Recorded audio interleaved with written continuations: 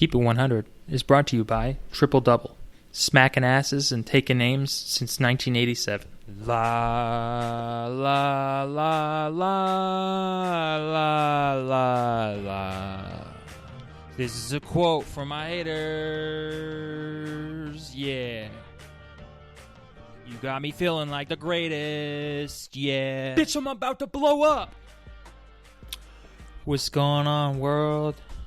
Or nobody. Bitch, I'm about to blow up. Or most likely somewhere in between. My name is Casey Huckle, and I'm delivering to you Keep It 100. What is Keep It 100 about? Quotes.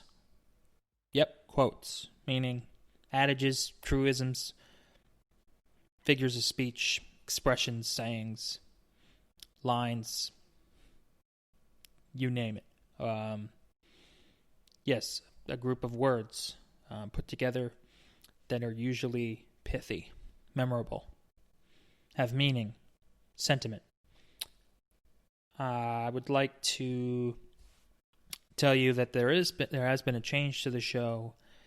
Instead of trying to hustle 100 episodes and 100 quotes, one per episode, into a year, I've decided to extend it. I've made it about 50 quotes in a year. I didn't quite reach my deadline.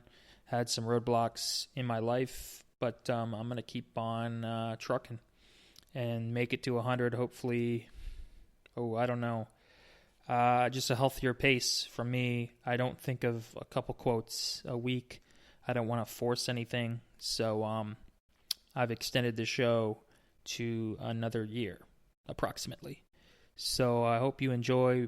Make sure you rate, review my show on iTunes if you can. Tell your friends, your grandmother, whoever. And without further ado, let's get started. Be careful what you wish for, because you might get it. Yeah, I'm sure you've heard this adage before. Be careful what you wish for. I've been hearing it for a long time, and as these quotes, what helps them make it to the show is my mind can just go to I usually think about it maybe a quote or two a week. Some of them don't really gather enough of momentum to make it to the show, or I just don't ponder over them long enough to really make the show. But I remember thinking about this the other day when I was driving. Driving is, I was going to say, it's difficult for me. It's difficult for me to not get bored when I'm driving. I'm usually driving is just a very mindless activity. I've been doing it for nearly 15 years now, and oh my word, it's just it's fun, but my mind always wanders while I'm doing it, which explains why I've tried to do mindful driving in the past. Maybe I'll try it again, but I'm always blasting the radio or a CD, and I'm just thinking about other things. A lot of times it's about me as a celebrity, or me performing as a rapper, which rapping, by the way, I've picked up in the middle of this quarantine, in early May. I picked it up. It's May 26th tonight, and I picked it up as soon as I left Transcend for my apartment, and I was driving home to my apartment just a few days ago, maybe a week ago, and I started to consider, because I've dreamt about, there's just a very long and just a compulsive, excessive history of me dreaming, imagining myself as it's either a rapper. It's really, they're dreams. I'm very much, thank God it's attached to things that I'm pursuing. I'm passionate about it. It's not like I'm dreaming of being a professional bowler, because I'm not serious about it. I don't bowl. So it's not that delusional or unrealistic, but my friend Justin, I talked to him on the phone maybe a month ago, and he said that a lot of celebrities, some people, some artists, yeah, you could say they're wished for. They wish they could go back when they were nobodies and they maybe were sleeping on a friend's couch or in like some shitty apartment, and so they were barely they weren't making much money, and it was fresh to them, and it was organic, and they could see their future in front of them, and he said some of them miss that more than they can appreciate.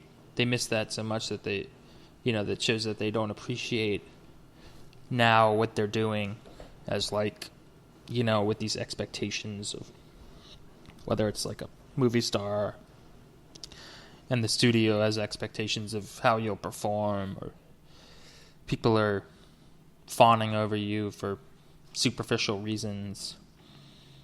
And that was maybe what sparked the just be careful what you wish for, which I didn't even get into where the quote is from. According to, I believe it's medium.com, it said it's from Aesop's Fables, which is a piece of writing from way light years behind us. I want to say 260 BC, and so it's like I actually haven't read it, but it's just like a highly critically acclaimed, influential collection of fables, and so that to me shows that this quote, this aphorism, it has been around for ages, and it's similar to grass is greener on the other side.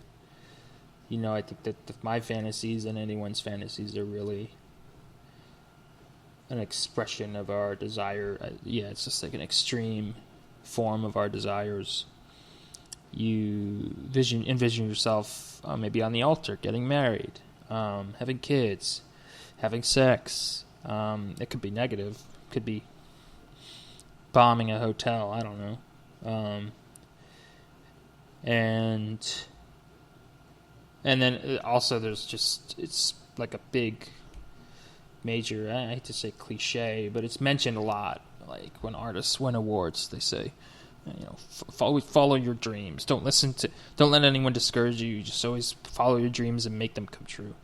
And so, for me, with be careful what you wish for, I've been warned by so many people close to me about, well, why do you want to be famous, and what is it about? And they discouraged me because they felt like, some of them felt like it wasn't practical enough, like my father, who's Mr. Practical, and then others felt like it was unrealistic. But I'll share this with you. Maybe the best piece of advice I've gotten recently. A lot of great advice I faded from my memory over the years, but this is from a few months ago. Was Jay-Z in an interview on Hot 97 saying, I think his uncle was discouraging him from rapping, and he had discovered that over time the people were giving him bad advice because they were projecting their own fears on him. So don't get that twisted, you don't have to absorb people's advice. They're really just giving advice to themselves, and they think they know what's best for you, but not many people do. I mean, a few people do. Maybe you count on your hands. I mean, some relatives, some of your good friends may give you bad advice. And so I've taken that advice and started to pick up my rapping, and yeah, so returning back to the drive, I started to wonder. I mean, every once in a while, I check myself and be like, "Man, maybe Justin's right," and like I better make sure I enjoy the expression, the journey, like the actual present, the act of rapping, and not, like not get too lost in, oh well, am I doing it for the fame, for the money? I mean, the fame, I'm probably doing it for the fame. The fame is probably more important to me than the money, to be honest, which is pretty rare. And I've learned over the time that I've been grandiose in envisioning myself being on some big stage. I've learned that, like, these desires and these dreams they're not going anywhere. So I'm just starting to accept, to learn to live with them. But here comes in the quote: "Be careful what you wish for." So I'm just trying to take life a day at a time and, like, take it slow with the rapping. And I mean, I'm not, when I thought of this quote a week ago and now, still, like, I'm not hanging out with anyone. It's just I live a very strange. This is just quite a strange time here with the coronavirus. So I'm trying to see if this rapping lasts. Will it get turned upside down? Will I lose interest in it? And be careful what you wish for. And, like, hope to appreciate any turn that my career, my journey could make. And so that's what I've gleaned from this quote, this adage: "Be careful what you wish for." I also want to add that, although I haven't listened to the song in maybe a year, there was the Eminem. The Eminem is a song, same title as the title from this episode: "Be careful what you wish for." And I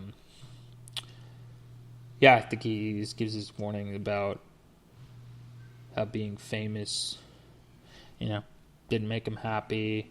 He still overdosed on drugs, and he probably learned from, like, going downhill and coming back up again and recovering, that not to get too attached to what's on the other side. The grass is not as green on the other side, which I've covered in a past episode on this show. So that's what I'm encouraging you to do, is just, like, kind of take an inventory of why you're doing it. Why do you value it? And I'm a bit I'm definitely strange in that I've had to accept, like, those grandiose dreams they're very real, and they aren't realistic. They could be realistic, but I've had to learn to live with them. And now I can look at it like, I probably used to be more extreme, where I used to believe the grass was, like, greener than a fucking Christmas tree. if that's really green. And then, unfortunately, that made like the reality I was living in. I didn't want, like, the jobs I was working. I wasn't making any, like, the lack of, the little money I was making, like, what just made me miserable. And so, I mean, that's what psychiatry was for me 10 years ago. That's what Dr. Green, Dr. Ratliff, that's what the bulk of the main premise themes of our therapy sessions were. It's like, your dreams are very unrealistic. Why are you thinking about this? And guess what? I'm still fucking thinking about it. So I'm just gonna have to accept that, like, I'm probably be thinking about it 10 years from now. But 10 years from now, I'm in, like, more advanced place than I am now. I'm sure 10 years, I mean, even 1 year from now, I hope to be making this reality. But ultimately learning that, like, these dreams don't come true. I'm still all right. Things are still cool.